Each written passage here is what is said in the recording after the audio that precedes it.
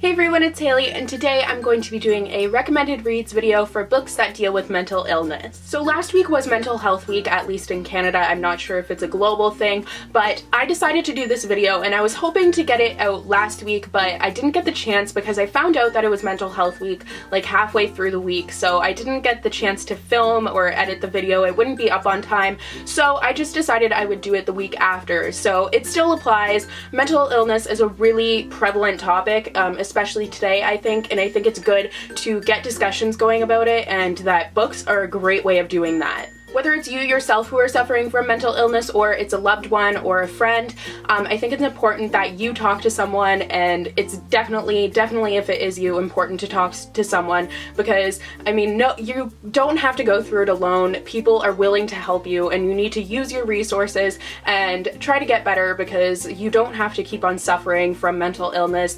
It's something that a lot of people go through in their life, and I just would hate to see someone end their life because of it. I've had friends who have done that, and it's seriously heartbreaking that knowing that you've lost a friend to that. So just before it's too late, go and talk to someone, and you will be so glad that you did.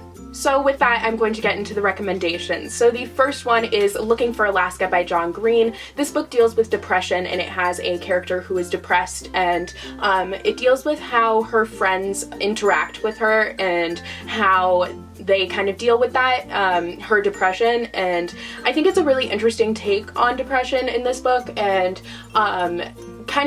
it has the idea of you never really know someone, and you never really know what someone is going through, and that they can put on this whole entire front and underneath they're really struggling. And I think that's a really important message to get out there. So I really love this book, and I think it deals with mental illness really well. Next is We Were Liars by E. Lockhart. Now this one deals with mental illness in a way that if you say what mental illness it is a spoiler, so I'm not going to talk about it too much. I'll just say that it deals with mental illness in a very interesting way. Next is The Last Time We Say Goodbye by Cynthia Hand. This book deals with a girl who is trying to come to terms with her brother's death. Her brother has killed himself, and I think it does that really well. And Cynthia Hand is writing based on personal experience. It's not the story of her brother dying, but she has had her brother killed himself, and I think having that personal experience and writing about it really made this book so much more effective, and I think it's entirely relatable. I just really enjoyed this story. I think that it deals with mental illness in a really great way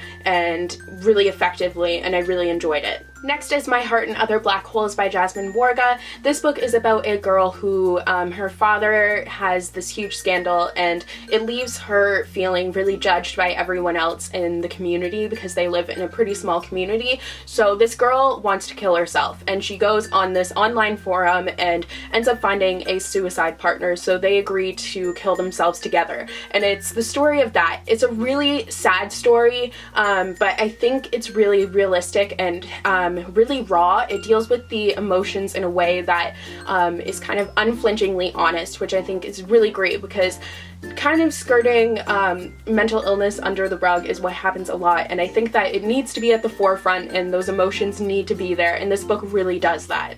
Next is Forgive Me, Leonard, Peikoff by Matthew Quick. This deals with a main character who is planning on killing himself and his ex-best friend on his birthday. So it's a really interesting premise, and I think that the way it's dealt with in this book is very interesting and really effective, and I think that it's really relatable at the same time. I mean, the main character is clearly very mentally ill, but you can see where he's coming from and kind of his thought process, and you just want to help him, and I think that makes for a great book when it can make you feel for the characters that much. Next is Fangirl by Rainbow Rowell. I really liked the way that this book dealt with mental illness in the family. I think that is something that needs to be brought up more, and this book did it really well, and I love this book on all fronts. I think this book is fabulous, but the fact that it does deal with mental health issues in the family really just took it to that next level for me. Next is I'll Give You the Sun by Jandy Nelson. This book deals with mental health and growing up and kind of the anxieties about that, and I think that this one deals with really prevalent mental health issues, and it does it in a way that is really great and provokes discussion, which I think is exactly what we need.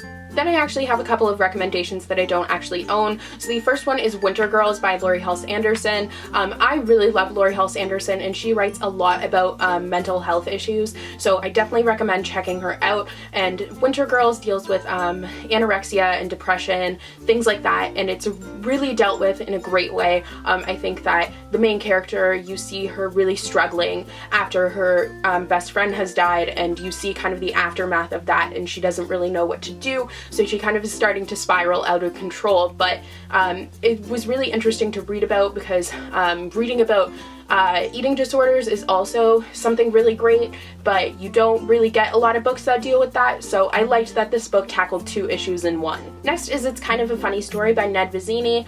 I actually watched the movie before I read the book, so I didn't enjoy the book that much, just because in the movie they completely changed the roles around, so when I was reading the book I was really confused. But I think the book is really great, and if you have read the book before you watch the movie, I think you'll really enjoy the book. It deals with mental health in a great way. It takes place right in a mental hospital, so I think having that there and seeing the main character trying to get better and really wanting to get better really works, and it really sends a great message. And my last recommendation is The Perks of Being a Wallflower by Stephen Chbosky. I think that this book was absolutely fabulous, and its way of dealing with mental illness isn't really in your face, which I think works really well. It's kind of just a message underlying, and I think that was great. So those are all of my recommendations for books that deal with mental illness. If you have any books that you've read that deal with mental health issues that you really liked, definitely let me know. I'm always looking for new ones to read.